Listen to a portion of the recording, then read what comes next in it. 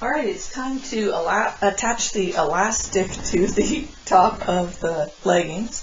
And I did this yesterday and put the leggings on and they were falling down. And I couldn't understand that because I take careful notes on how long to cut the elastic. Well, it turns out after I picked the elastic off and gave it a good tug and then measured it, it was growing. It was not the same length that I cut. So let that be a warning to you. Make sure your elastic has good recovery. How long to cut your elastic?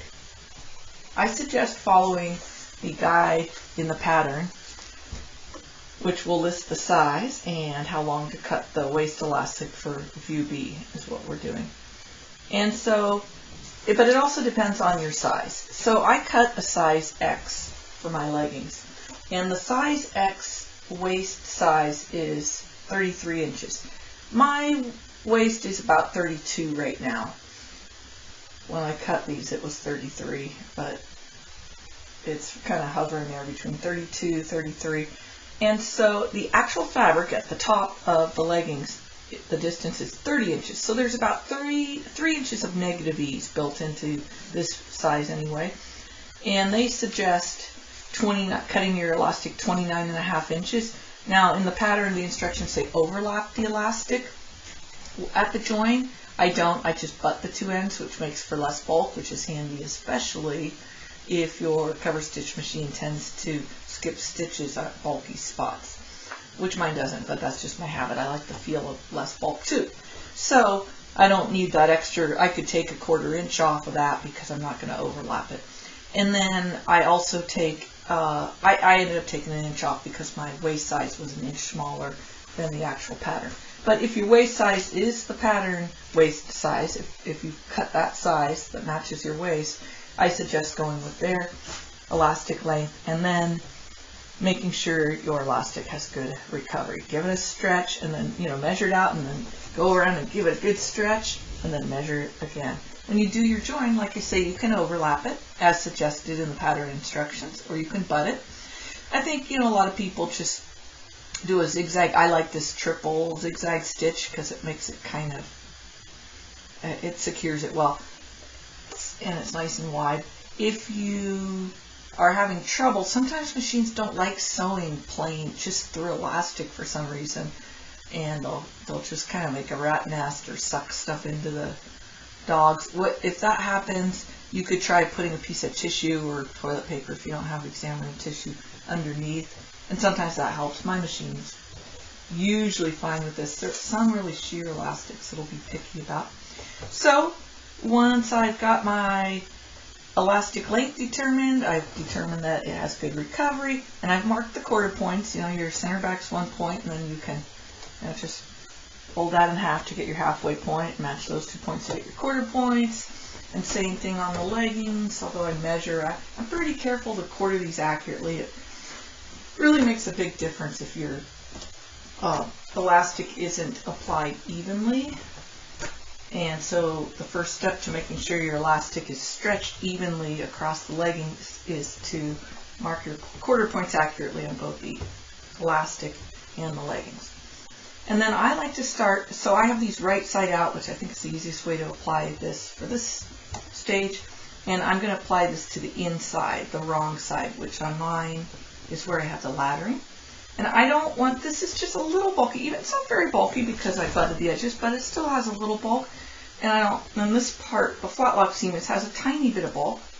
So I'm going to actually start a little bit ahead of that seam. And I'm going to go with a zigzag stitch. I'm going to make it as wide as I can on this. This machine doesn't go very wide. It's like, I think it's standard like 4.5 or 5 something. I'm going to put it up pretty long. I don't want to have to tug this through. I want it to feed nicely. Now the goal here is going to be to have about a little bit of the fabric out over the edge. And my goal is going to be on the rightward swing, zag you might say, to make that needle hit right on the edge. like, or even like off the edge, but like right into the air, just off the edge. That's my goal. I think I want needle down. So I'm going to do the first few stitches, holding my threads. I'm kind of getting an idea of where my elastic edge has to be on the presser foot to make that needle land right on the edge, and just kind of getting it secured. And once I've done that, I'm going to come over here and look at my marks. And, okay, see what I did here? That wasn't too wise. I have my marks on the incorrect side. I marked it over here. I put that side down so I can't see it. So don't do that. Start out with your elastic. I haven't had my coffee yet today. I don't think I'm fully with it. But it's okay. I quickly solve that. I can put a pin there and mark that. So this is the mark that I really want to have hit this mark on my leggings. And so 2 different ways that I do this to achieve my goals of keeping this fabric sticking out a little. I don't want it to slip under like that. I want it to be out, and to hit this mark. One thing I can do is just pivot these like this, but then I have to be really mindful of how much I'm stretching the elastic so I hit that mark. Actually, I don't have to quite hit it. I could be a little shy of it since I started shy. The other thing you can do is pull it to that point, or even pin it there, and then just stretch it. And so you know you're going to hit that mark. Just hold it tight on that mark, those 2 marks. But the problem I have with that is sometimes the fabric slips out from under the elastic. But you can use a tool like this, a stiletto, a tool called a stiletto to, oh my goodness, to kind of pull the fabric out and keep it out. Or you could stop and readjust it. So I'll try that method. I'll see if this wants to cooperate. If you're not on an inward curve, it usually works. You can also press down hard. I'm going to concentrate. This is actually kind of tricky to get right.